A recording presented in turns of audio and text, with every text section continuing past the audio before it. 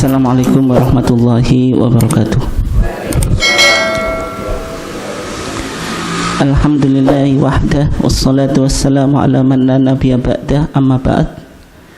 Yang saya hormati seluruh jajaran pimpinan cabang Muhammadiyah Balen, bapak-bapak dan ibu-ibu sekalian, jamaah ketarjian Ahad pagi yang dimuliakan Allah. Alhamdulillah, pada kesempatan ini kita masih diberikan oleh Allah Subhanahu wa taala nikmat kesehatan dan juga kesempatan, sehingga kita masih bisa meluangkan waktu untuk tafaqquh fiddin, untuk mendalami agama melalui kajian ketarjian pada pagi hari yang cerah ini. Salawat dan salam semoga tetap terlimpahkan kepada junjungan kita Nabiullah Muhammad sallallahu alaihi wasallam, keluarganya, sahabatnya, dan seluruh orang yang mengikuti sunnahnya sampai hari kiamat. Jemaah sekalian yang dimuliakan Allah, insya Allah untuk materi kajian kita pada pagi hari ini masih melanjutkan topik, yaitu kitab kuning dalam tradisi keilmuan Muhammadiyah.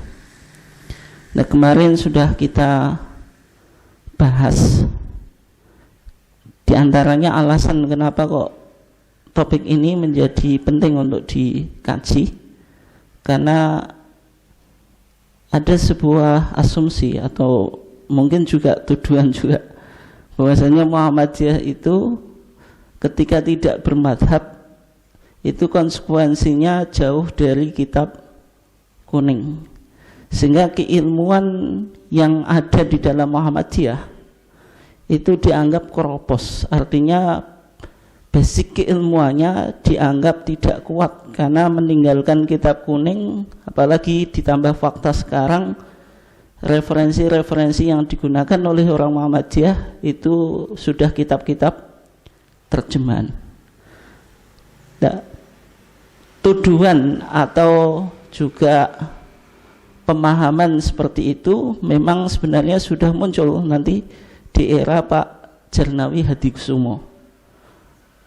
Di era Pak Jalnawi Hadikusumo, Pak Jalnawi Hadikusumo, muridnya anaknya Ki Bagus Hadikusumo, itu pernah menulis buku Apakah Muhammadiyah Ahlus Sunnah wal Jamaah.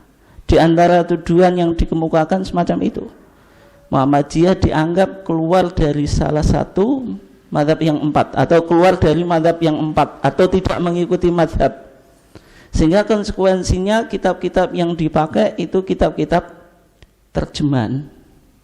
Artinya kemampuan memahami dan mendalami kitab kuning di Muhammadiyah itu sangat keropos. Nah, statement ini kemudian diulangi lagi oleh mantan PBNU Kiai Haji Said Agil Sirot kemarin ketika acara Sarasian Nasional 1 Abad NU, itu mengatakan bahwasanya Muhammadiyah kualitas pemahaman Islamnya keropos, diantaranya meninggalkan tradisi kitab kuning. Kemudian beliau menyebutkan di kalangan NU kitab kuning itu menjadi tradisi yang penting, misalnya yang dicontohkan Fathul Mu'in. Kemudian juga ada metode utawi iki-iku atau metode pemaknaan Jawa, yang ini di kalangan Muhammadiyah juga sudah ditinggalkan karena basis Muhammadiyah lebih banyak orang menengah ke atas yang secara umum tidak begitu cakap dalam bahasa Jawa. Nah, fakta-fakta ini yang kita, bukan fakta ya, tuduhan-tuduhan semacam ini yang kita akan coba nanti lihat.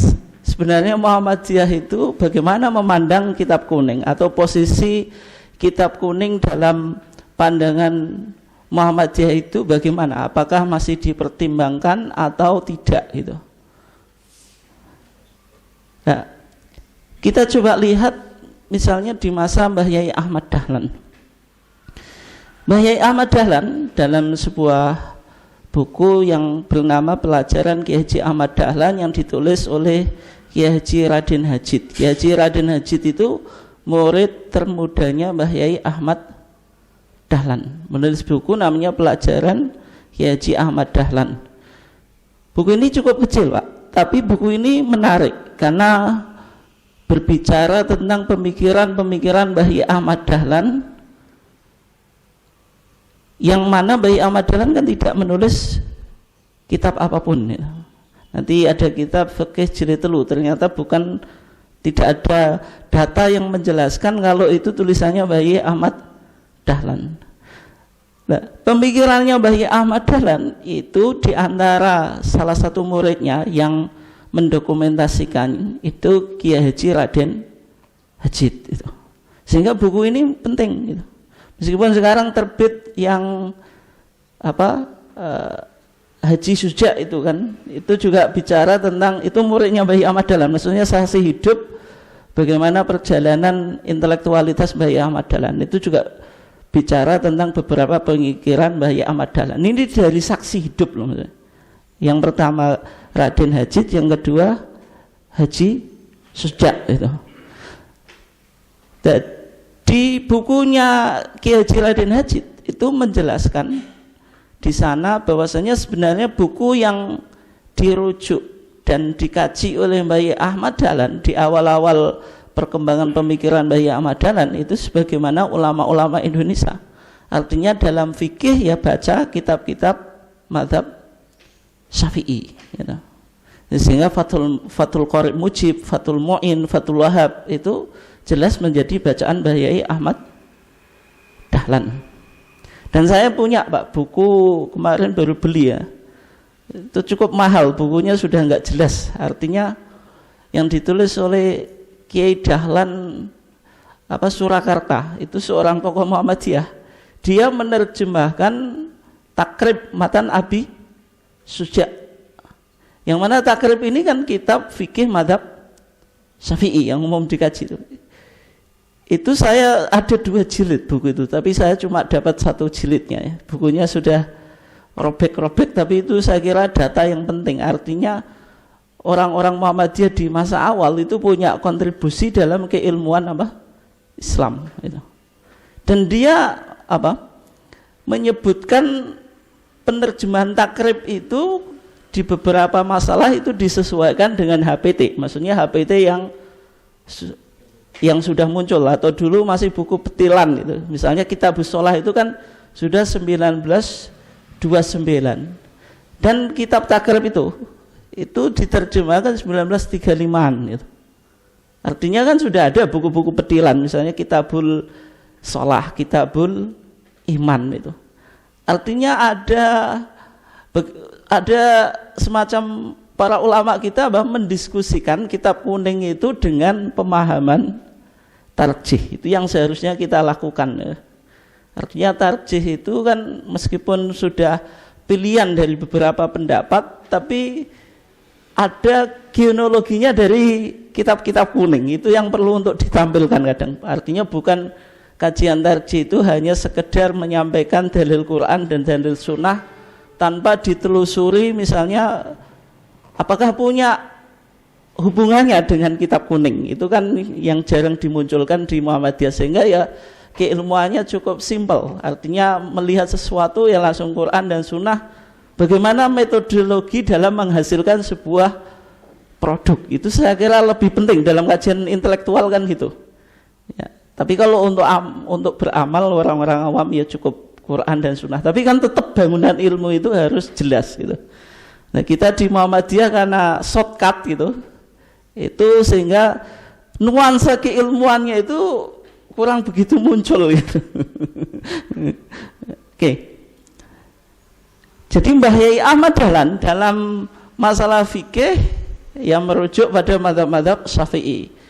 Kemudian akidah itu masih coraknya Asy'ari ya. Meskipun kalau Kitabul Iman kita yang bicara teologi Muhammadiyah itu kalau dibilang Asy'ari juga tidak gitu. Karena sudah ada tajdid. Tapi harus dipahami bahwasanya Muhammadiyah secara ideologi itu lahir dari komunitas Asy'ariyah. Sebagaimana fikih juga lahir dari komunitas Syafi'iyah. Itu kan nggak bisa dielakkan.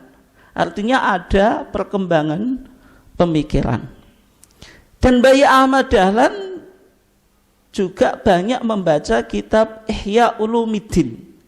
Ini kitab tasawuf yang ditulis oleh Imam Ghazali, yang mana Imam Ghazali berusaha untuk mentasawufkan fikih dan memfikihkan apa?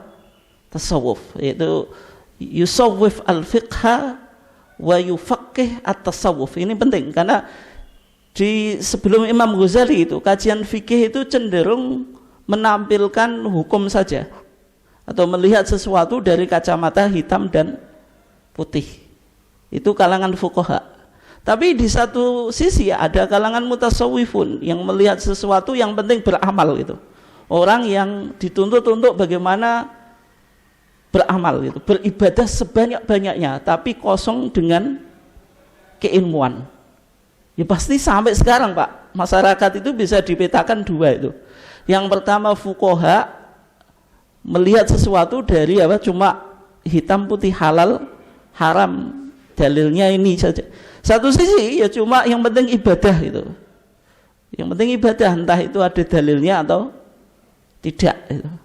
Nah, sehingga Imam Ghazali mencoba melakukan pembaruan di sini.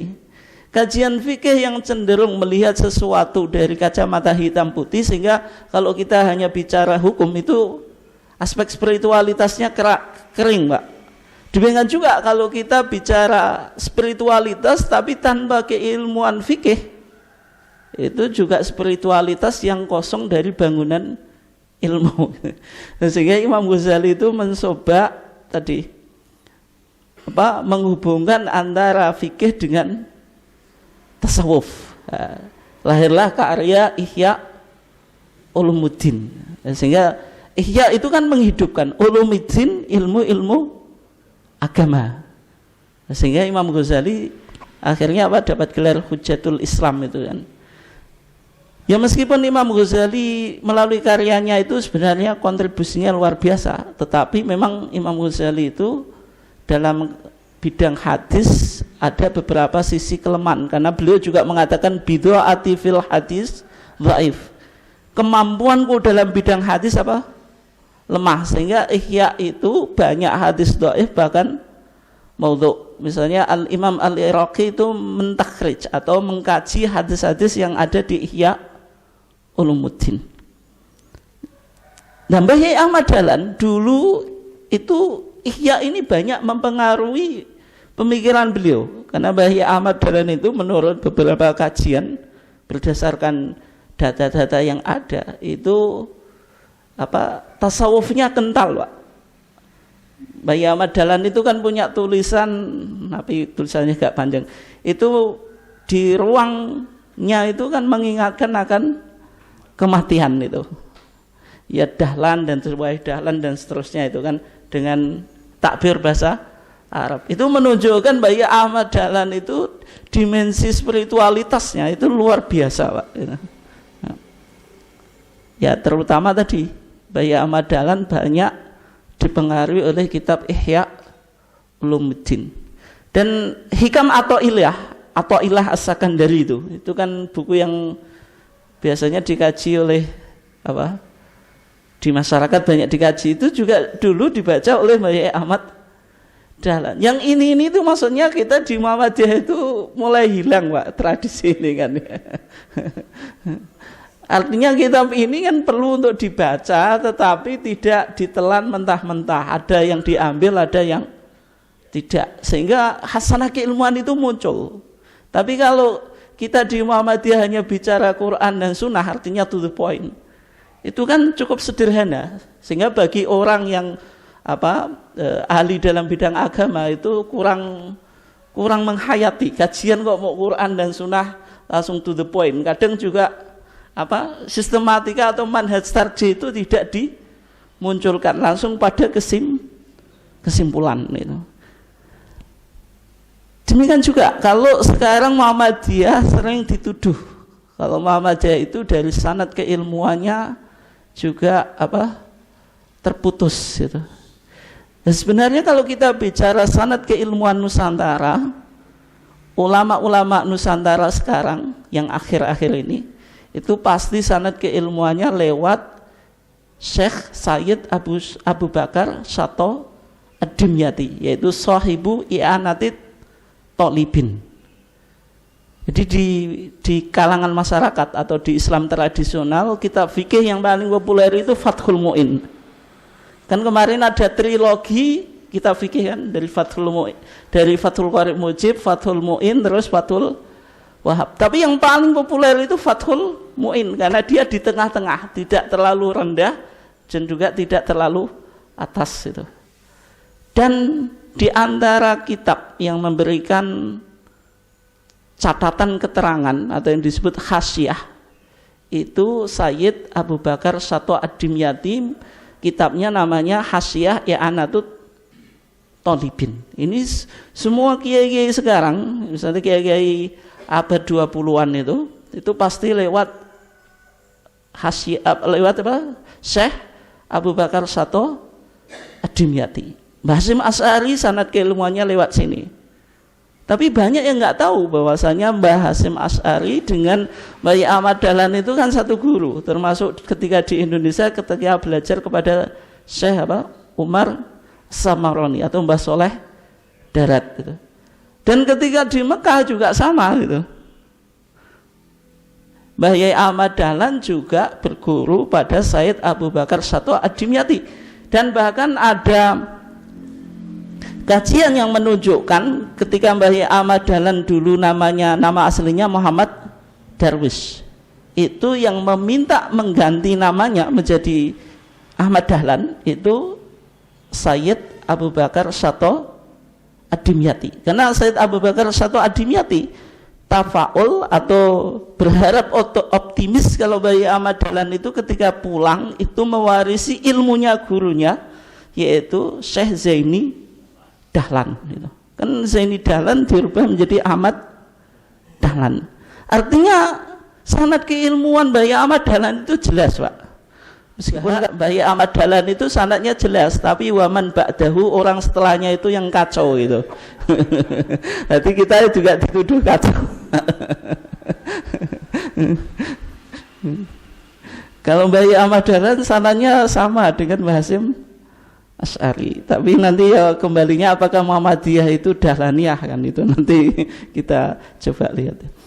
Nah, karena Mbah Yai Ahmad Dahlan itu beliau meskipun backgroundnya sebagaimana umumnya ulama Nusantara, tapi beliau ketika belajar di Mekah itu banyak dipengaruhi cara pandang Syekh Ahmad Khatib Minangkabau. Syekh Ahmad Khatib Minangkabau itu madhabnya Syafi'i, tapi beliau terbuka terhadap gerakan pembaruan.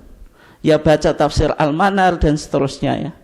Dan sehingga Mbah Yai Ahmad Dahlan juga membaca kitab-kitab yang banyak dirujuk oleh kelompok-kelompok modernis atau kelompok-kelompok yang yang berada di bawah jargon kembali pada Quran dan Sunnah, yaitu aruju ilal Quran wa Sunnah. Sehingga tafsir Al-Manar yang ditulis oleh Syekh Rasyid Ridho, majalah Al-Manar, tafsir Juz Amma karya Muhammad Abduh itu dibaca oleh Mbah Yai Ahmad Dahlan.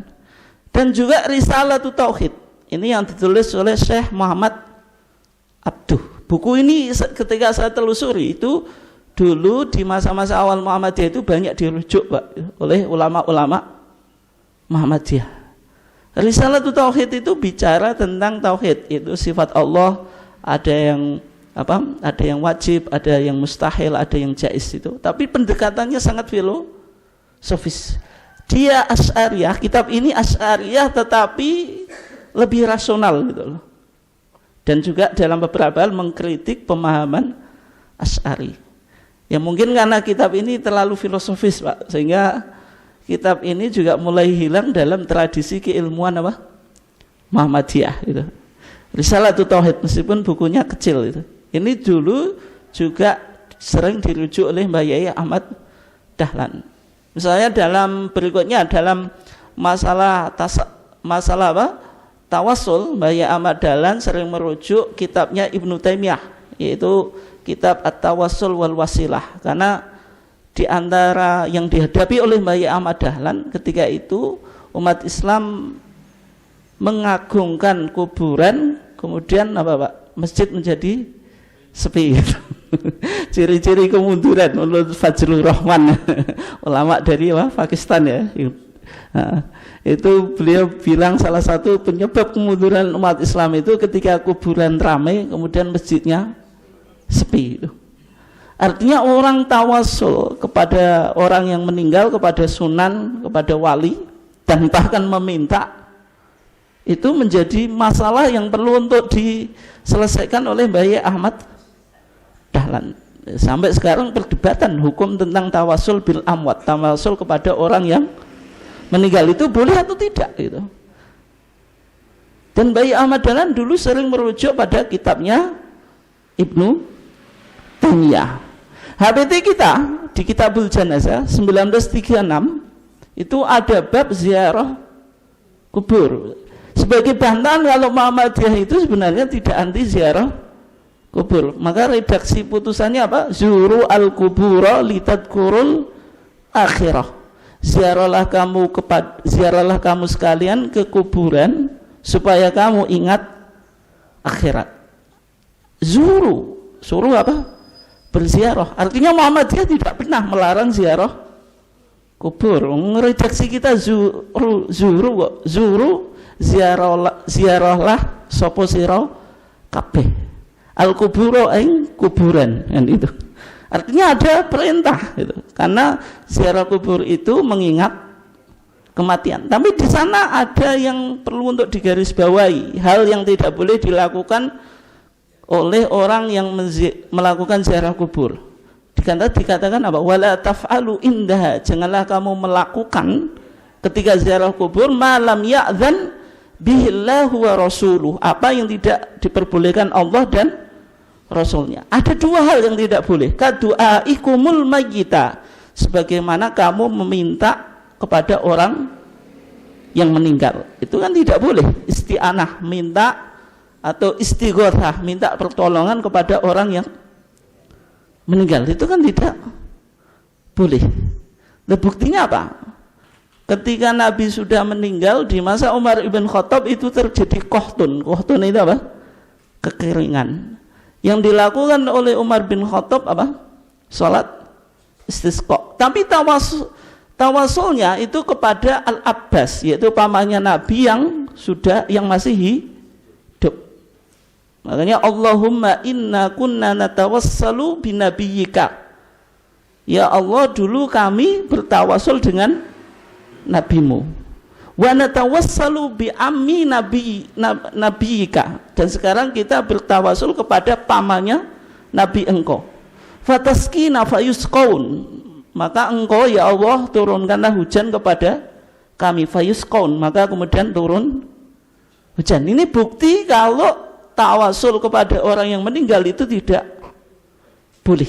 Kalau boleh kan Nabi langsung mendatangi, Umar bin Khattab langsung mendatangi kuburnya Nabi, tidak perlu sholat istisqa dan tawasul kepada Al-Abbas yang masih hidup. Itu yang dipersoalkan kan. Kalau orang yang meninggal tidak boleh, tapi kalau tawasul kepada orang yang hidup, tawasul kepada orang hidup itu minta didoakan. Kita datang kepada orang tua kita, datang kepada orang yang soleh, Pak Yai, suruh mendoakan, itu boleh.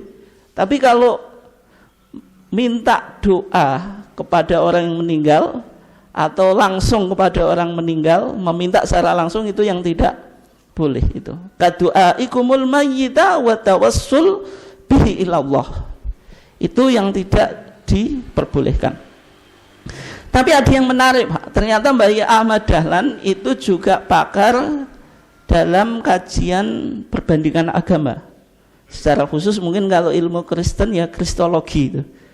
Dengan bukti beliau mengkaji kitab Idharul Haq yang ditulis oleh Rahmatullah Al-Hindi. Saya punya bukunya 4 jilid. Karena buku ini melakukan kajian yang cukup dalam yang berkaitan dengan biblical criticism, kalau bahasa sekarang kritik Bible gitu. Dia mengkritik Old Testament perjanjian lama, New Testament perjanjian baru, Al-Ahdu Al-Qadim atau Al-Atiq, kemudian Al-Ahdu Al-Jadid. Ini Mbah Ahmad Dahlan itu ahli dalam perbandingan agama. Tokoh-tokoh Muhammad itu banyak, misalnya Kiai itu yang sekarang Menachem Ali itu Muhammadiyah. Abdul Wasian itu kan juga pakar perbandingan agama. Dan memang ilmu ini warisan Bayi Ahmad Dahlan sebenarnya. Tapi sosok Bayi Ahmad Dahlan sebagai pakar perbandingan agama ini belum banyak dimunculkan gitu. Artinya kan penting sebenarnya Muhammadiyah itu kaya ilmu, tetapi karena kita lebih dominan ngurusi amal usaha, Pak. Ilmu ini kadang kecer gitu. Oke. Tetapi Mbah Yai Ahmad Dahlan dengan membaca buku-buku yang ditulis oleh kalangan-kalangan reformis atau pembaru atau islahiyun yang secara umum gerakan islahiyah atau salafiyah ya, itu jargonnya kan aruju ilal Quran was sunnah, kembali pada Quran dan sunnah. Maksud kembali pada Quran dan sunnah itu maksudnya bagaimana gitu. Karena sering kita dicandain, Mbak, aruju ilal Quran was sunnah. Ruju itu lawannya tolak. Dalam nikah ada rujuk, ada tolak gitu, atau talak sama rujuk.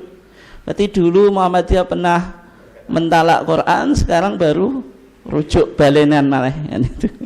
Atau kembali itu lawannya pergi ya, berarti dulu atau meninggalkan Muhammadiyah dulu meninggalkan Quran, sekarang baru kembali. Maksudnya aruju ilal Quran wa sunnah itu maksudnya apa? Menjadikan Al-Quran dan sunnah sebagai sumber atau referensi. Segala permasalahan itu dikembalikan Quran dan sunnah. Artinya pandangan-pandangan ulama yang sudah terdokumentasi di kitab kuning itu tidak lepas dari kesalahan. Meskipun banyak yang benar, tapi artinya tidak muqaddas, tidak suci, artinya terlepas dari kesalahan, tidak. Tapi kalau Quran dan sunnah itu maksum, terbebas dari kesalahan. Itu maksudnya, sehingga ijtihad ulama itu ada yang boleh dikaji ulang gitu. Apalagi ijtihad itu kan sesuai dengan konteksnya kan. Ada berbagai macam persoalan yang sudah dirumuskan oleh para ulama di dalam kitab fikih, ternyata tidak relevan dalam konteks sekarang. Dan fikih peradaban yang digagas oleh NU kemarin kan dialatkan melakukan kontekstualisasi kitab kuning. Misalnya bicara tentang jihad, aplikasi jihad masa sama dengan zaman sekarang, zaman dulu sama zaman sekarang kan nggak sama gitu. Kemudian dulu ada khilafah, apakah sekarang juga harus mendirikan negara khilafah? Yang mana faktanya kita sudah berada dalam nation state, negara yang yang ada perbatasannya macam-macam, negara bangsa gitu. Artinya tentu penting melakukan kontekstualisasi gitu. Nah, sebenarnya yang memunculkan ide-ide itu kan dulu dari kelompok pembaruan gitu. Kemudian ketika Mbah Yai Ahmad Dahlan mendirikan Muhammadiyah 1912, itu sebenarnya banyak mengambil beberapa inspirasi tokoh. Di antaranya Syekh Muhammad bin Abdul Wahab dalam konteks pemberantasan TBC-S. Karena Syekh Muhammad bin Abdul Wahab itu banyak melakukan pemberantasan praktek-praktek syirik, di antaranya mengagungkan kuburan dan sebagainya di wilayahnya, atau di wilayah Hijaz, atau secara khusus di wilayah Dzir'iyah. Sehingga kitab Tauhid yang ditulis Syekh Muhammad bin Abdul Wahab itu kitab yang paling bagus ketika bicara tentang TBCS gitu. Itu yang sering dirujuk oleh teman-teman Salafi, dan syarahnya cukup banyak, di antara yang terkenal Fathul Majid itu yang ditulis oleh Ali Syekh gitu. Itu juga menginspirasi Mbah Yai Ahmad Dahlan, tapi jangan dipahami sumber inspirasi Mbah Yai Ahmad Dahlan cuma dari Syekh Muhammad bin Abdul Wahab, tidak. karena Muhammadiyah itu kan ada beberapa banyak irisannya gitu. Sehingga ketika Muhammadiyah sekarang dibawa ke Syekh Muhammad bin Abdul Wahab atau ke Wahabiyah itu menjadi masalah gitu. Kemudian juga Mbah Ahmad Dahlan dipengaruhi oleh tokoh Nusantara tapi hidup di Mekah, yaitu Syekh Ahmad Khotib Al-Minangkabau, yaitu semangat pembaruan Islam. Mazhabnya tetap Syafi'i tapi sangat terbuka terhadap gerakan apa? Pembaruan. Kemudian Al-Ustadz Muhammad Abduh. Al-Ustadz Muhammad Abduh ini banyak bicara tentang modernisasi Islam. Apalagi beliau punya pengalaman hidup di Barat. Pernah tinggal di Prancis, pernah tinggal di Inggris. Ketika Syekh Muhammad Abduh tinggal di Prancis, maka beliau mengeluarkan statement apa?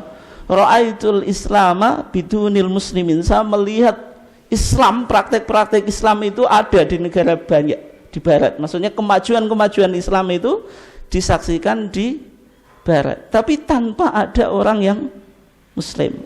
Tapi ketika Muhammad Abduh berada di Mesir dan melihat kondisi umat Islam, apa?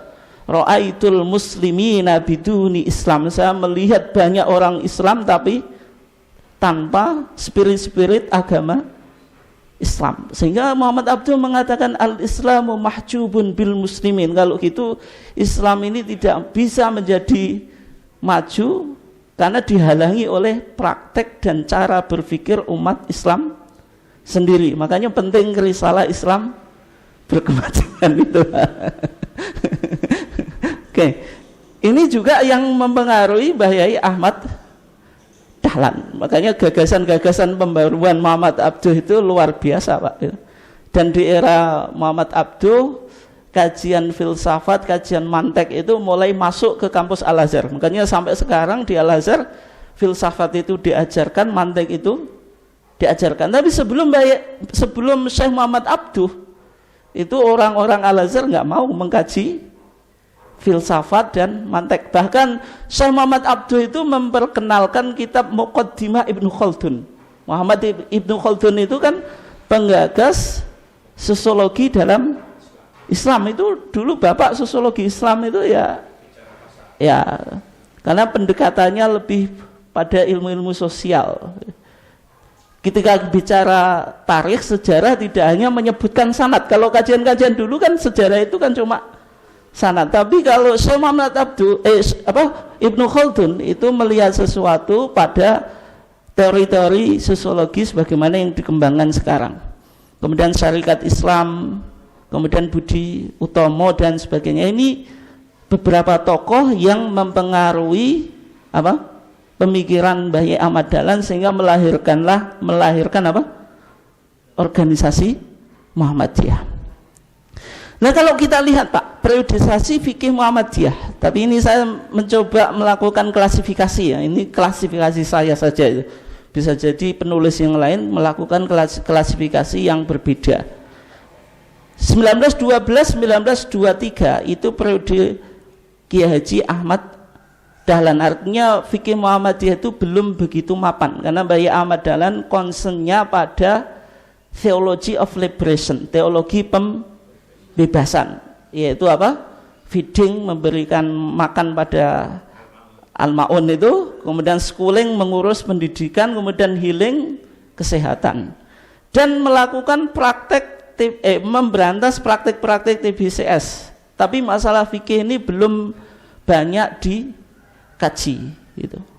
Meskipun kalau Kiai Haji Raden Hajid Pak itu menyebutkan beberapa praktek ibadah yang sudah mulai diberantas oleh Mbah Yai Ahmad Dahlan. Di antaranya adzan 2 kali sebelum Jumat itu, qobliyah sebelum Jumat itu juga sudah dibahas, cuma itu belum populer.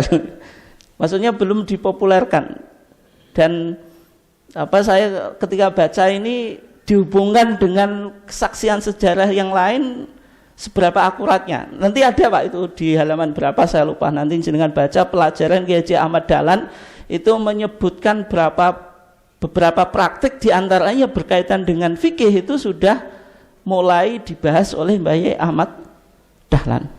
Kemudian yang berikutnya periodisasi pasca kematian Ki Haji Ahmad Dahlan atau masa Ki Haji Ibrahim, yaitu saudara iparnya Mbah Ahmad Dahlan 1924 1928. Di sini yang menarik ditemukan kitab fikih jilid telu. Ini yang pernah kita bahas tapi sekilas, suatu saat mungkin perlu kajian khusus Pak, yang diterbitkan oleh Taman Pustaka 1343 Hijriah 1924, ada yang mengatakan 1925. Itu dua buku memberikan keterangan yang berbeda.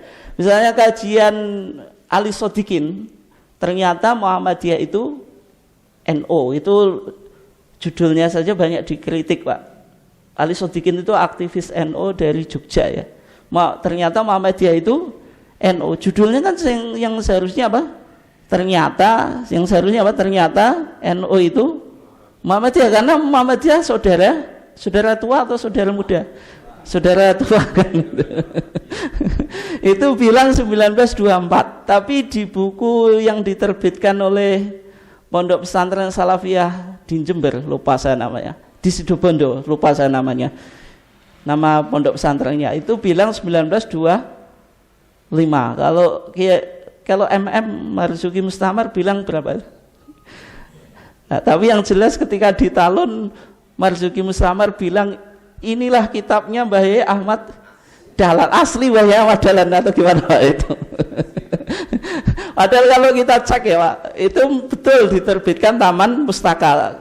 Capnya juga Muhammadiyah, kitab fikih jilid telu, dikarang lan den wetokake dening Muhammadiyah bagian Taman Pustaka Ngayogja, cap kang sepisan tahun 1343 Hijriah. Tapi tidak ada keterangan kalau ini ditulis oleh Mbah Yai Ahmad Dahlan.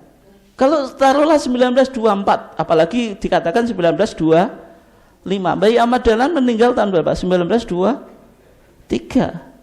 Ya, artinya kitab ini kan lahir atau minimal diterbitkan pasca kematian Mbah Yai Ahmad Dahlan. Yang kedua, di kolofon atau di sampul kitab ini tidak ada keterangan kalau penulisnya Mbah Yai Ahmad Dahlan. Meskipun Pak, saya tidak menafikan kalau kitab ini pernah diterbitkan oleh Taman Pustaka. Meskipun beberapa kalangan tokoh Muhammadiyah bilang kitab ini perlu dikaji secara filologi, karena tulisan 1924 atau 1925 kok tulisannya sudah gini kan, artinya ini dianggap tulisan modern gitu. Belum ada waktu 1924 atau 1925, tapi saya menemukan beberapa data yang membuktikan kalau memang itu diterbitkan oleh Taman Pustaka. Misalnya, cumanya saya lupa ini saya ambil dari mana dulu gitu. Ini Taman Pustaka ini kan kitab-kitab Muhammadiyah, ada bahasa Melayu seratan Latin, kemudian bahasa Jawi sastra Arab. Kalau bahasa Jawi sastra Arab artinya apa? Pegon. Nah, Muhammadiyah itu dulu bukunya semacam ini yang diterbitkan oleh Taman Pustaka. Ada yang bahasa Melayu, kemudian ada yang ini tradisi Muhammadiyah di awal, sekarang hilang gitu. Di antara bahasa Jawa sastra Arab Pak atau Pegon, coba ini kitab fikih jilid loro, kitab fikih jilid telu, jenengan bisa lihat itu enggak ini? Ya, kitab fikih jilid loro, kitab fikih jilid telu. Karena kalau kita baca di muqaddimahnya Pak, ini waktu saya nggak cukup kalau saya baca. Intinya kitab fikih jilid telu itu lanjutan dari apa? Beberapa fikih yang sebelumnya. Ada kitab fikih jilid siji, kitab fikih jilid loro, kitab fikih jilid telu, terus kitab fikih jilid papat itu. Sehingga kalau bukti yang saya temukan Pak, saya tidak menafikan kalau buku itu diterbitkan oleh Taman Pustaka. Cumanya kalau dibilang penulisnya Mbah Ahmad Dahlan itu tidak ada buktinya. Kemudian yang menjadi pertanyaan, apakah buku terbitan Taman Pustaka itu selalu Muhammadiyah atau jangan-jangan Muhammadiyah hanya menerbitkan buku saja kan ya? Yang kedua, belum ada majelis yang secara khusus menyatukan amaliyah Muhammadiyah, kan baru setelah berdirinya majelis tarjih. Sehingga kita fikih jilid telu itu belum tentu pemahaman yang ada di situ diyakini oleh semua warga Muhammadiyah pada waktu itu. Kemudian berikutnya tentang Muhammadiyah dan Syafi'iyah. Ini sejarah bagaimana munculnya perbedaan antara Muhammadiyah dengan Syafi'iyah atau kaum tradisional. Sebenarnya kalau kita bicara tentang gerakan kaum muda Melayu, istilah kaum muda sama kaum tua itu sebenarnya di dunia Melayu, Pak, termasuk Sumatera gitu. Misalnya kalau di Malaysia, di beberapa negara Melayu itu, kalau kita nggak tahlilan, nggak kenduri arwah, ini kaum muda. Sampai sekarang, Pak, teman-teman saya di Mesir bilang gitu. Dia nyebutnya kaum muda itu. Kaum muda itu maksudnya kelompok modernis atau pembaru yang Muhammadiyah itu kalau kita. Gerakan kaum muda Muhammadiyah, maksudnya ada kaum muda, ada kaum tua. Kalau kaum tua itu menjaga tradisi madhab dan seterusnya. Itu sudah dimulai 1905 di Padang. Misalnya Syekh Jamil Jampe, Syekh Abdul Karim Amrullah atau Haji Rasul atau ayahnya Hamka. Haji Rasul ini penting, Pak, pemikirannya. Banyak kajian yang yang mengasumsikan bahwasanya Syekh Abdul Karim Amrullah itu peletak dasar pemikiran salafiyah di Muhammadiyah, Pak. Di Muhammadiyah.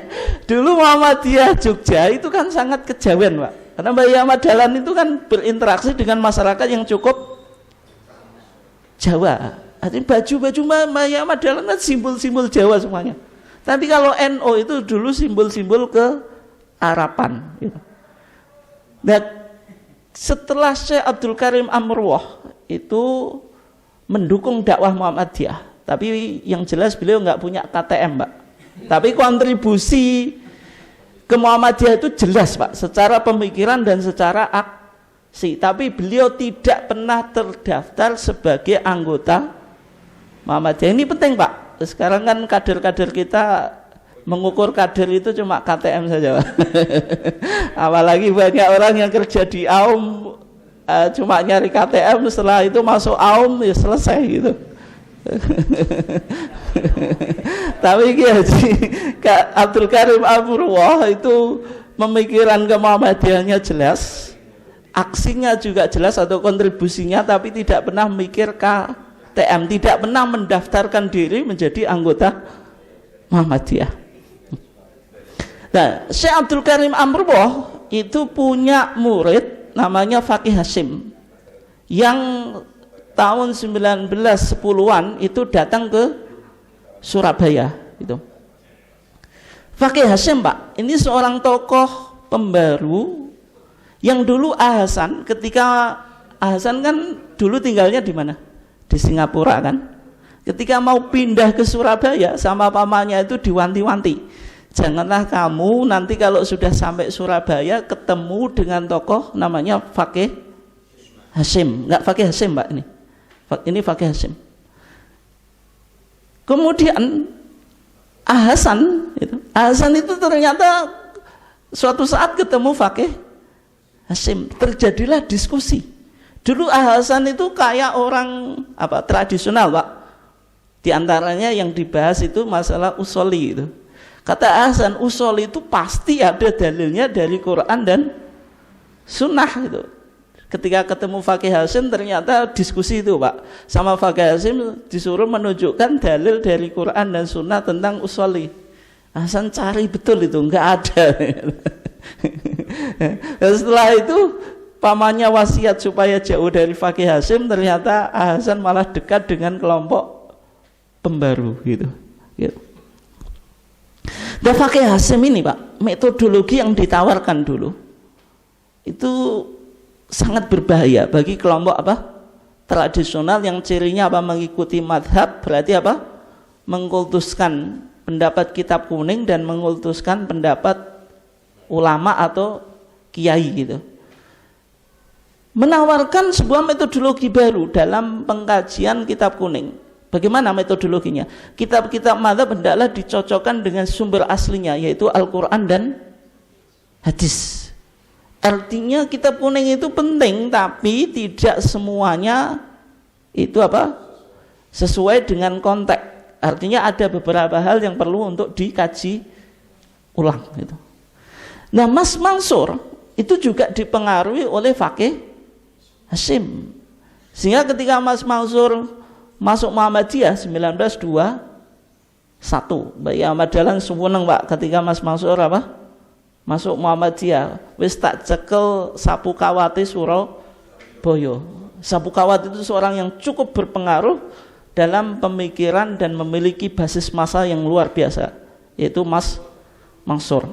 Karena dia teman dekatnya Kiai Haji Wahab Hasbuah dan mendirikan studi klub diskusi keislaman itu yang melahirkan Bahsul Masail. Itu sebenarnya penggagasnya orang Muhammadiyah, Mas Mansur. Tapi ketika itu Mas Mansur belum masuk Muhammadiyah. 1921 mendirikan cabang Muhammadiyah bersama Faqih Hasyim. Cumanya jejak Faqih Hasyim ini karena mungkin keterbatasan literatur saya kurang begitu tahu. Setelah itu kemana tokoh Faqih Hasyim ini? Tapi ya, yang jelas di Faqih Hasyim mempengaruhi Mas Mansur gitu. Nah 1922 Pak, itu crash antara kaum muda dengan kaum tua itu meruncing Pak.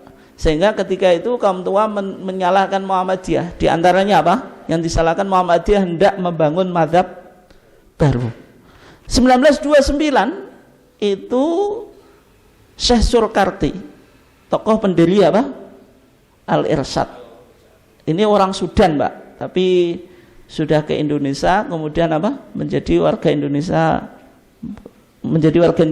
Dan ketemuan Syekh Surkarti dengan Mbah Ahmad Dahlan itu kan ketika Mbah Ahmad Dahlan naik kereta itu kan, Syekh Surkarti melihat Mbah Ahmad Dahlan itu baca majalah Al-Manar. Heran. Kenapa? Karena majalah Al-Manar itu dulu di blacklist oleh pemerintah Hindia Belanda karena majalah ini pembaruan nanti memunculkan semangat nasionalisme dan ya, artinya Belanda tidak nyaman gitu melawan Belanda gitu. Sehingga ketika Syekh Surkarti melihat Mbah Ahmad Dahlan baca Al-Manar itu didekati. Akhirnya kenal gitu. Nah, 1929 itu ada forum diskusi di Surabaya, yaitu tentang ijtihad dan taklid. Di antara keputusan yang diambil itu, setiap kitab boleh dibaca dan dikoreksi. Diambil apa yang dianggap benar dan apa yang dianggap salah boleh ditinggalkan. Artinya kelompok-kelompok modernis, Muhammadiyah, Al-Irsyad, Persis, itu dalam memandang kitab kuning itu sudah masih dihormati tapi tidak disakralkan secara mutlak. Dan ternyata hal itu Pak dikokohkan lagi setelah berdirinya Majelis Tarjih. Kalau jenengan punya HPT ya jilid 1 ya harus punya ya, bukan jenengan kalau punya ya harus punya. HPT jilid 1 yang paling belakang itu ada judulnya penerangan tentang hal tarjih sebelum daftar isi Pak. Itu sudah dipublish oleh SM tahun 1936 di muka 145. Muka itu halaman. Kalau di Malaysia itu ya masih muka, kalau kita sudah berubah menjadi halaman. Penerangan tentang hal tarjih itu muncul karena ada kesalahpahaman dari intern warga Muhammadiyah juga. Satu sisi mengkultuskan pendapat tarjih, sehingga yang belum dikaji oleh Majelis Tarjih tidak usah dikaji lagi, padahal kan keputusan tarjih belum lengkap Pak. Artinya sekolah-sekolah Muhammadiyah tidak boleh melakukan kajian terhadap masalah-masalah keagamaan, sehingga muncul penerangan tentang hal tarjih. Sebenarnya posisi Majelis Tarjih di Muhammadiyah itu apa? Apakah Muhammadiyah Majelis Tarjih mengklaim kebenaran? Apakah Majelis Tarjih tidak terbuka, artinya pendapatnya tidak boleh direvisi atau dikaji ulang. Itu dijelaskan sehingga di penerangan tentang hal tarjih itu dimunculkan wawasan ketarjihan namanya apa? Keterbukaan. Artinya pendapat tarjih boleh dikoreksi. Toleransi, tasamuh, artinya majelis tarjih tidak pernah mengklaim dirinya paling benar. Kemudian juga menjelaskan tentang sebab-sebab khilafiyah atau salah paham dalam masalah agama yang timbul di Indonesia. Disebutkan di antara apa? Alasannya. Coba. Baiklah, kami memberi sedikit keterangan bahwa perselisihan paham dalam masalah agama sudahlah timbul dari dahulu. Dari sebelum lahirnya Muhammadiyah sudah ada khilafiyah. Sebab-sebabnya banyak. Di antaranya Pak, ini dua penting Pak. Yang pertama, karena masing-masing memegang teguh pendapat seorang ulama, atau mengkultuskan ulama, atau mengkultuskan apa? Kiai kalau kata. Atau yang tersebut di suatu kitab. Kalau sudah kitab kuning, misalnya kitab kuning mengutip hadis dhaif atau maudhu', itu ya berarti sudah tidak boleh diganggu gugat. Kan yang penting sudah ada kitab kuningnya. Maksudnya ketika Muhammadiyah menemukan hadis dhaif atau maudhu' di kitab kuning, itu boleh dikaji lagi kan. Tapi kalau yang tadi Pak, ta'assub itu pokoknya sudah ada di kitab kuning. Awakmu sapa kok mengkaji gitu. Apa luwih pinter kan itu misalnya. Dengan tidak suka menghabisi perselisihan, musyawarah dan kembali kepada Al-Qur'an perintah Tuhan dan kepada hadis sunnah Rasulullah. Artinya sudah tidak boleh didiskusikan atau diuji dengan dalil yang lain baik dari Quran maupun sunnah. Nah sehingga Pak, ketika Majelis Tarjih sudah berdiri, Majelis Tarjih itu hasil Muktamar Muhammadiyah ke-16 di Pekalongan 1927. Yang menginisiasi berdirinya Majelis Tarjih yaitu Kiai Haji Mas Mansur Hadi, itu terpilih menjadi ketua Majelis Tarjih pertama 1928, itu dibentuk struktural.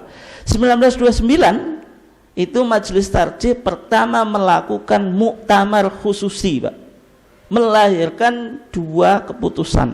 Yang pertama Kitabul Iman, bicara tentang apa? Usul al-aqaid as-sahihah, bicara tentang pokok-pokok akidah yang benar atau yang menjadi teologi Muhammadiyah, usul aqaid as-sahihah. Kemudian yang kedua bicara Kitabus Shalah, kitab salat. Kitabus Shalah yang dilahirkan oleh Majelis Tarjih 1929 itu sudah tidak mengacu mazhab Syafi'i. Buktinya apa Pak? Misalnya niat sholat sudah tidak diucapkan atau ditalafutkan. Tarjih hanya bicara idza qumta ila sholati faqul Allahu akbar mukhlishan niyataka lillah. Kalau engkau mau sholat, ucapkanlah Allahu akbar dengan mengikhlaskan niatmu kepada Allah. Tapi tidak ada penjelasan tentang usolli.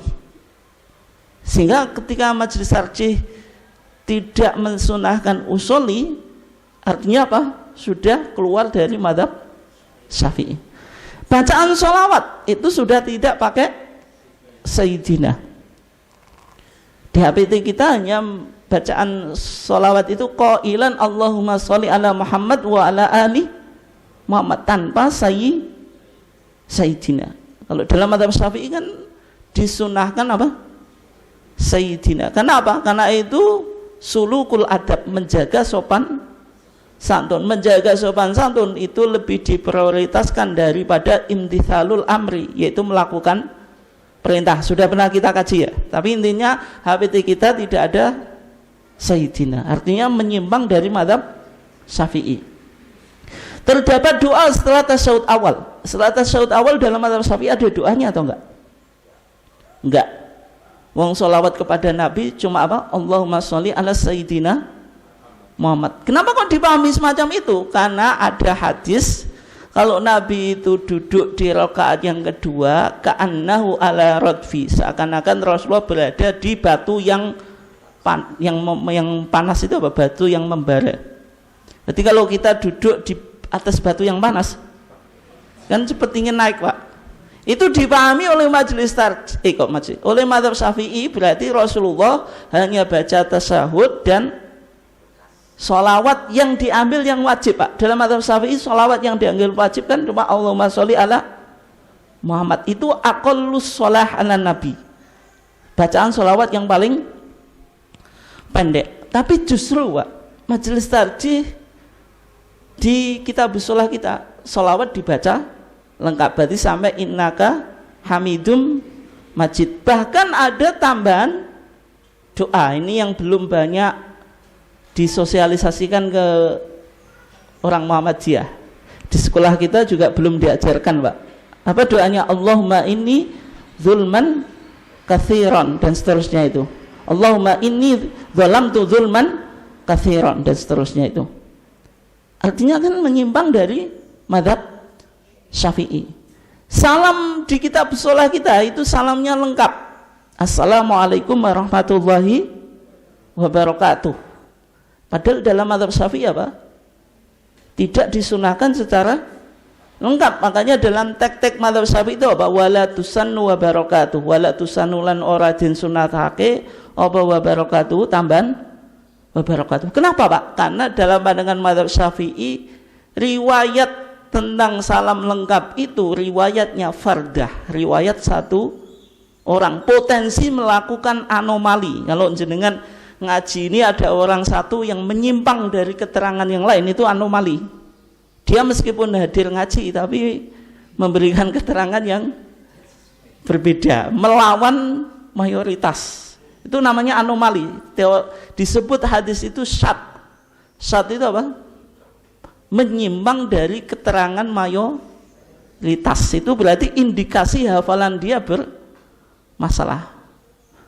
Gitu.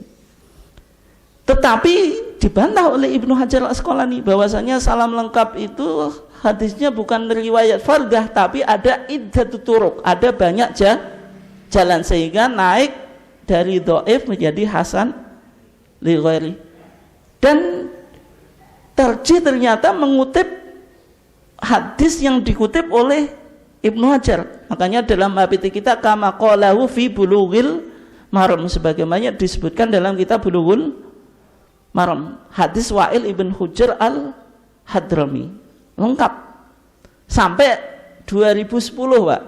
2010 baru dikaji ulang oleh Majelis Tarjih di Munas Malang. Kemudian ditempuh apa? Tanawwu' fil ibadah. Berarti sekarang salam lengkap boleh, salam tidak lengkap boleh, yaitu assalamualaikum warahmatullahi, karena riwayatnya lebih banyak boleh sebagaimana mazhab Syafi'i. Yang lengkap sebagaimana putusan kita 1929 juga boleh gitu. Kemudian berikutnya di kitab shalah kita ada pernyataan wala farqa baina rajuli wal mar'ati fi hadzal kaifiyah. Tidak ada perbedaan antara laki-laki dan perempuan dalam tata cara salat. Kalau dalam mazhab Syafi'i kan ada perbedaan dalam rukuk dan sujud. Rukuk sama sujud itu wanita itu dhammu ba'di ala ba'din, anggota tubuhnya suruh dilekatkan, ditempelkan dengan yang lain itu. Karena dalam pandangan Muhammad ya hadis Ibnu Habib itu hadisnya mursal, dan bahkan di syarah Umdatus Salik oleh Syekh Jufri itu mazhabnya Syafi'i itu warada hadithun, ada hadis lakinnahu munqati, akan tapi hadisnya apa? Terputus, sehingga tarjih tidak memakai pendapat tersebut. Meskipun secara logika kalau mazhab Syafi'i, kenapa kok wanita suruh menempelkan anggota tubuhnya ke yang lainnya? Li'annahu astar, karena ini lebih memproteksi wanita. Tapi kan masalahnya ibadah itu kan butuh dalil. Meskipun kalau burhan ya oke kan, Pak. Karena wanita gini kalau ruku itu ya betul memproteksi auratnya, tapi masalahnya namanya ibadah butuh dalil. Apalagi kalau di Indonesia wanita sholatnya sudah pakai mukennah ya, Pak, sekarang. Itu lebih aman lagi gitu. Pakai rukuh ya. Meskipun kalau di Arab itu rukuh itu tuh ada yang pakai tapi tidak membudaya, tidak semua wanita sholat pakai rukuh. Ini contoh Pak, waktu 5 menit lagi ya, di kitab sholah kita Pak, masalah isti'adzah, majelis tarjih merujuk kitab Al-Muhadzab. Kitab Muhadzab itu kitab madhab Syafi'i yang ditulis Abu Ishaq Asy-Syirazi, tapi dia menampilkan dalil. Nanti kitab ini disyarah oleh Imam Nawawi menjadi Majmu' Syarhul Muhadzab. Ini kitab yang otoritatif dalam madhab Syafi'i. Dalam masalah ta'awud Pak, hadis yang dikutip oleh majelis tarjih itu ternyata dinukil dari kitab Al-Muhadzab. Makanya di sini dikatakan lima rawa Abu Sa'id Al-Khudri anna Nabi sallallahu alaihi wasallam kana yaqulu dzalik ay a'udzu billahi minasyaitonir rajim. Coba qalahu fil Muhadzab. Hadis ini disebutkan dalam kitab Al-Muhadzab. Artinya majelis tarjih tidak meninggalkan kitab kuning atau kitab madhab, meskipun majelis tarjih tidak bermadhab. Tapi yang dikutip di sini apa? Dalilnya. Artinya majelis tarjih tetap merujuk pada kitab kuning. Itu tentang masalah apa? Isti'adzah. Dan isti'adzah kalau di Muhammadiyah dibaca setiap apa? Rakaat fi kulli rakaatin, karena isti'adzah itu apa? Lil qiraah, untuk membaca Quran, dan bacaan Quran itu kan setiap rakaatnya kan ada, sehingga dianjurkan di setiap rakaat. Itu pendekatan apa? Pendekatan bayaninya Pak. Kalau pendekatan irfaninya, supaya kita terhindar dari godaan setan dan memberikan apa? Dimensi spiritualitas yang cukup luar biasa dalam sholat, maka apa? Isti'adzahnya tiap rakaat. Berikutnya contoh Sayyidina. Ketika Muhammadiyah tidak pakai Sayyidina Pak, justru yang dikutip itu kitab Kitab Al-Um kan kitabnya mazhab Syafi'i, dan mazhab Syafi'i itu kitab primernya kan apa? Al-Um. Tapi yang dikutip itu bukan pendapat Imam Syafi'inya, tapi dalil yang dikutip oleh Imam Syafi'i dari Ka'ab ibn Ujrah dari Nabi, bahwasanya Nabi itu ketika membaca sholawat dalam sholat itu cukup cuma apa? Allahumma sholli ala Muhammad, tanpa ditampilkan Sayyidina. Artinya ketika Muhammad yang nggak pakai Sayyidina Pak, justru mengikuti Imam Syafi'i. Berarti kita lebih Syafi'i gitu. karena di Al-Um sendiri kan nggak pakai Sayyidina. Bani Syafi'i Pak. Ada buku namanya yang ditulis oleh Pak Jarlawi Hadikusumo, namanya Muhammadiyah Ahlussunnah wal Jamaah. Tanda tanya, Ahlussunnah wal Jamaah atau tidak itu. Nah, ini halamannya ya, 22 dan 24. Di sana Muhammadiyah dituduh keluar dari Ahlussunnah wal Jamaah karena keluar dari mazhab Syafi'i. Sehingga ketika Muhammadiyah keluar dari Ahlussunnah wal Jamaah, tidak bermadhab, langsung ke Quran dan hadis, konsekuensinya apa? Muhammadiyah atau ulama-ulama Muhammadiyah tidak ada yang bisa membaca kitab kuning, semuanya kitab putih Pak. Dicek ulama-ulama Muhammadiyah, oh di rumahnya kitab putih, atau ada kitab kuning 1-2, suruh membaca gelepotan. Nah ternyata dijawab oleh Pak Jarlawi Hadikusumo. Ada seorang ulama tradisional yang datang ke Jogja, ingin melihat apakah Muhammadiyah itu kitabnya kitab kuning atau tidak. Bersilaturahmi ke rumahnya Ki Haji Basir, salah satu tokoh ulama Muhammadiyah di Jogja.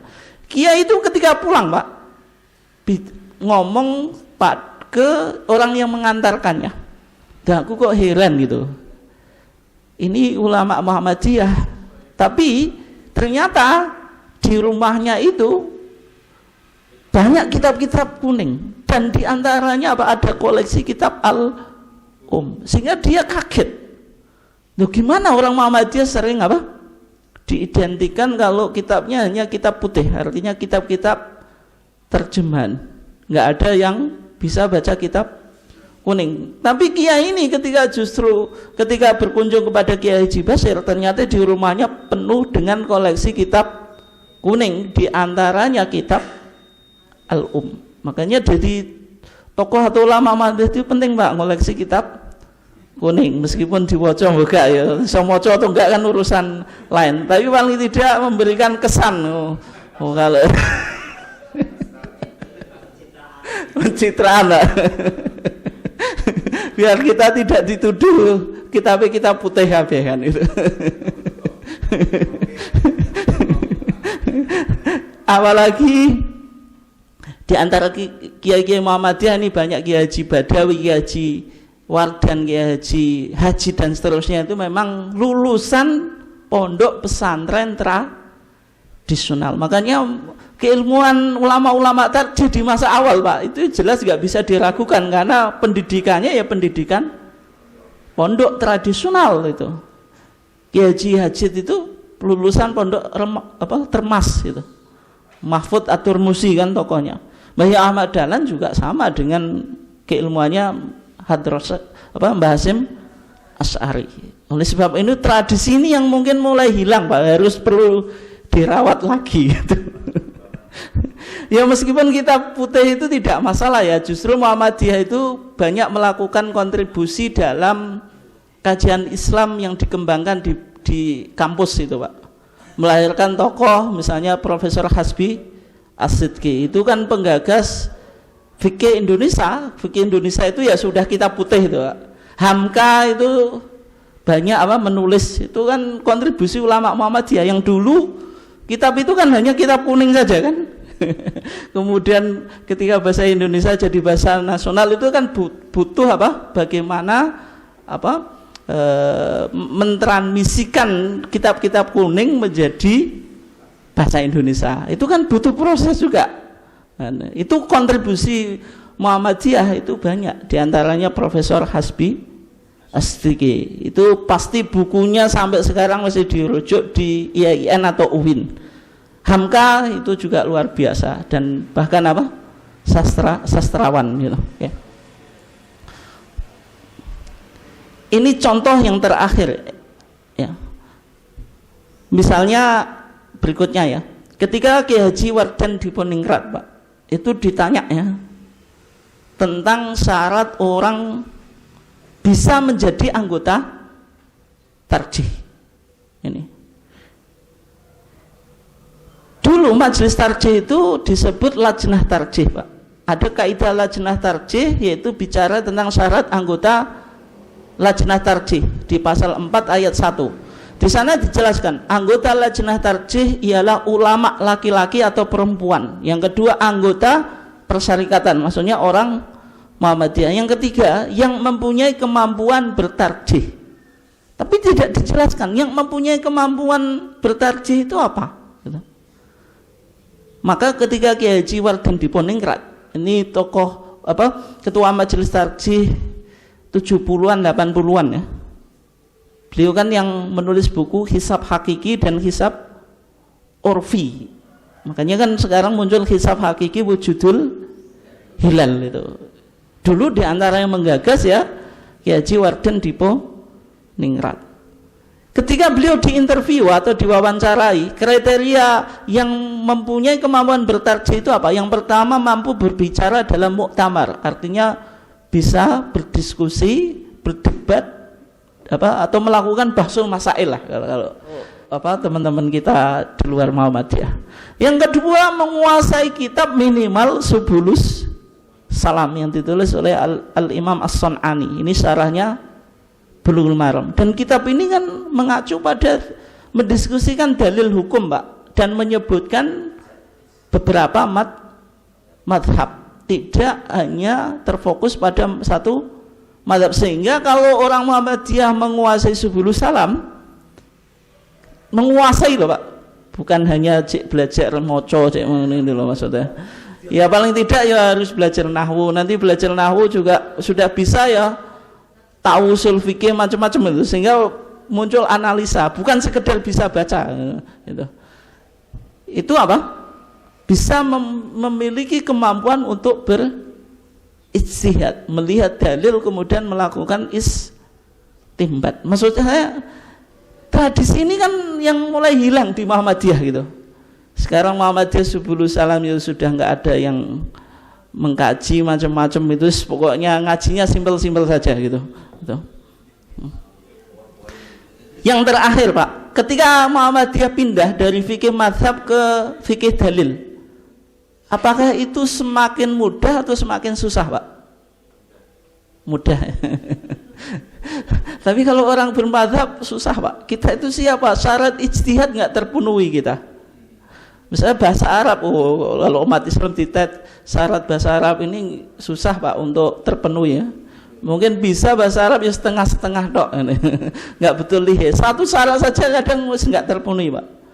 Tahu Quran, tahu hadis, tahu usul fikih, ribet. Sehingga zaman sekarang untuk memenuhi kualifikasi sebagai mujtahid itu rasanya impossible, tidak mungkin. Sehingga orang yang bertaklid kalau gitu ya kita mencukupkan thiqah, percaya pada ulama yang sudah menghasilkan kitab kuning, tidak perlu merujuk langsung pada Quran dan hadis. Itu diskusi antara Ahsan dengan kelompok tradisional. Tapi bagi Ahsan Pak, justru dengan kita kembali pada Quran dan Sunnah itu semakin mudah, apalagi ulama itu memiliki basic, misalnya bahasa Arab, kemudian tadi usul fikih dan seterusnya. Dengan kembali ke Quran dan Sunnah itu lebih mudah, karena Al-Quran dan Sunnah itu bahasanya lebih mudah daripada jenengan baca kitab kuning gitu. Sehingga ketika fikih Muhammadiyah kembali pada fikih dalil itu sebenarnya semakin memudahkan. Sehingga kesimpulan kita Pak, inti dari kesimpulan kita, kitab kuning itu tidak wajib untuk diikuti, tetapi yang wajib diikuti ya dalil Quran dan dalil Sunnah, karena wa'ati'ullaha wa'ati'ur Rasul. Sehingga kalau kitab kuning itu tidak wajib diikuti secara mutlak loh, sehingga Pak boleh dibaca dan dikoreksi dan disesuaikan dengan Al-Quran dan Sunnah sebagai sumber dalam beragama. Tapi yang menjadi pertanyaan, apakah kitab kuning itu tidak penting? Ya, sangat penting, karena kitab kuning itu sumber hasanah Islam atau at-turos Islami. Dan dalam pandangan Majelis Tarjih itu tidak bermadzhab dan tidak anti madzhab. Artinya kitab kuning dan pendapat madzhab itu masih dipertimbangkan dalam upaya kita kembali pada Quran dan Sunnah, karena keterbatasan kualifikasi ijtihad yang kita miliki. Sehingga membaca ijtihad ulama dulu itu memudahkan kita untuk kembali pada Quran dan Sunnah. Yang terakhir ini yang susah. Ini tapi kesimpulan saya, yaitu pengkajian kitab kuning seharusnya dirawat dan dijaga dalam Muhammadiyah dan tesiskan dengan putusan atau fatwa tarjih. Ya, ini merawat keilmuan kitab kuning ini yang susah. Aduh, diadakan. Oh, belum dirawat, diadakan loh. Merawat itu. Berarti kalau diadakan itu baru mau memunculkan. Dan kemudian disentesiskan, artinya kajian tarjih itu bukan sekedar ini putusan, ini fatwa, disampaikan sosialisasi itu. Makanya saya setiap kajian tidak pernah melakukan itu Pak. Meskipun itu ya penting daripada tidak ya, tapi paling tidak tarjih ini memiliki posisi pendapat tarjih di antara mazhab 4 itu di mana. Ini kan penting, bukan sekedar kesimpulannya gini gitu. Sehingga terkesan tidak ada tadi kekuatan dalam keilmuan Muhammadiyah. Mungkin sekian ya, ini kan kajian ini ya tentu jenengan tidak harus sepakat totalitas ya, tapi paling tidak itu. Silahkan kalau ada yang ditanyakan, mungkin satu saja kalau ada, kalau enggak ya langsung ditutup. Sudah siang ya. Ya, intinya berarti sepakat semuanya terhadap yang apa saya sampaikan itu, meskipun berat untuk diaplikasikan. Oke, kurang lebihnya mohon maaf. Kita tutup dengan bacaan hamdalah. Wassalamualaikum warahmatullahi wabarakatuh.